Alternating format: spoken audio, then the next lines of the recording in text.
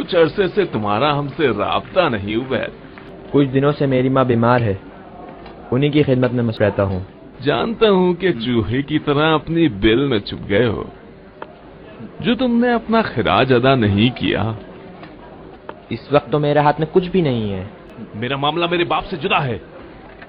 अमीर के जिंदान में जाते ही इस वक्त मैं बहुत मजबूर हूँ। मजबूर? ले चलो इसे।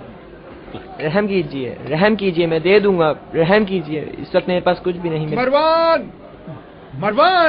बेटा मरवान, ये तुम क्या जुल्म कर रहे हो आवाम के साथ? अगर उबैद को ले जाओगे तो कौन मेरे बेजुबान पैसों को वापस लौटाएगा? हमारे दरमियान यही फर्क है बाबा। तुम चंद भूखे भिखारियों से उम्मीद लगाए रखते हो और उनसे चंद कोड़ियों की मिलने की उम्मीद रखते हो, मगर मैं उबैदुल्लाह की थाली में खाता हूँ और कूफे के खजाने से पेट भरता हूँ। खामोश हो जाओ।